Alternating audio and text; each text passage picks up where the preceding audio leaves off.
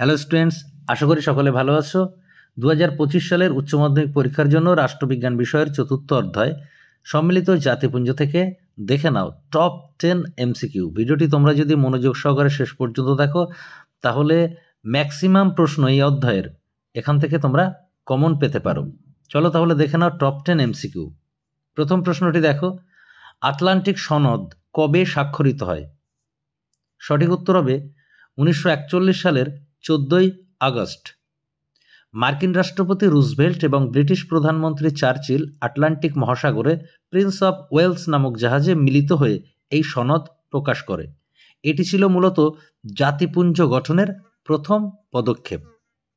এবার দেখো পরের প্রশ্ন, সান ফ্রান্সিসকো সম্মেলন অনুষ্ঠিত হয় কত সালে? সঠিক উত্তর হবে 1945 সালের 25শে এপ্রিল। এই সম্মেলনে জাতিপুঞ্জের সংবিধান বা সনদ চূড়ান্ত রূপলাভ করে বা গৃহীত হয়। এই সনদে ছিল একটি প্রস্তাবনা, 19টি অধ্যায় এবং 111টি অনুচ্ছেদ বা ধারা। এবার দেখো পরের প্রশ্ন, সম্মিলিত জাতিপুঞ্জ কথাটি প্রথম ব্যবহার করেন? সঠিক উত্তর হবে মার্কিন রাষ্ট্রপতি রুজভেল্ট। 1942 সালের 1 জানুয়ারি ওয়াশিংটন ঘোষণায় মার্কিন রাষ্ট্রপতি রুজভেল্ট ইউনাইটেড নেশনস বা সম্মিলিত জাতিপুঞ্জ নামটি প্রস্তাব করেন। এবার দেখো পরের প্রশ্ন, সম্মিলিত জাতিপুঞ্জের বর্তমান সদস্য সংখ্যা হল?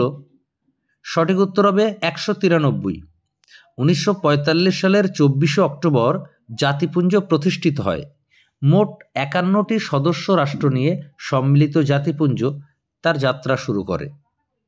পরের প্রশ্ন, সম্মিলিত জাতিপুঞ্জের অর্ধ আইনসভা হল? সঠিক উত্তর হবে সাধারণ সভা। সাধারণ সভাকে বিভিন্ন নামে অভিহিত করা হয়, যথা বিশ্ব বিবেকের প্রতিনিধি সভা, বিশ্বের সর্ববৃহৎ নাগরিক সভা, আবার অস্টিন বলেছেন বিশ্ব বিবেকের কণ্ঠস্বর।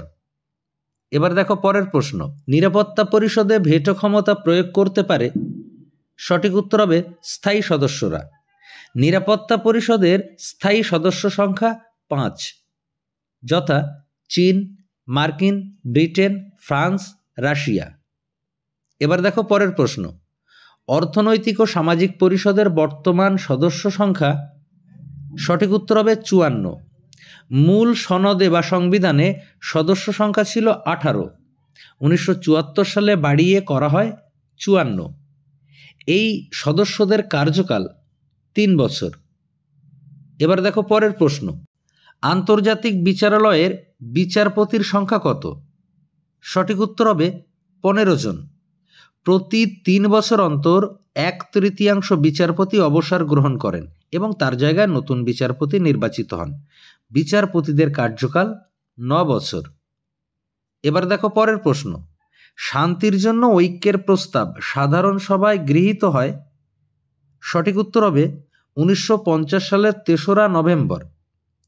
আমেরিকান নেতৃত্বে কোরিয়া সমস্যার সমাধানের জন্য সাধারণ সভায় এই বিশেষ অধিবেশন আহুত হয়। এবার দেখো পরের প্রশ্ন, সম্মিলিত জাতিপুঞ্জের মুখ্য প্রশাসক হলেন? সঠিক উত্তর হবে মহাসচিব। প্রথম মহাসচিব ছিলেন ট্রিগভিলি, বর্তমান মহাসচিব অ্যান্টনিও গুটারেস। মহাসচিব নির্বাচিত হন নিরাপত্তা পরিষদের সুপারিশ অনুসারে সাধারণ সভা দ্বারা। তো স্টুডেন্টস, এই হলো এই অধ্যায়ের টপ 10 এমসিকিউ। তোমরা প্রশ্নগুলি ভালো করে তৈরি করো। আশা করি এই অধ্যায়ের ম্যাক্সিমাম প্রশ্ন তোমরা এখান থেকে কমন পেয়ে যাবে। সকলে ভালো থাকো, সুস্থ থাকো। ধন্যবাদ।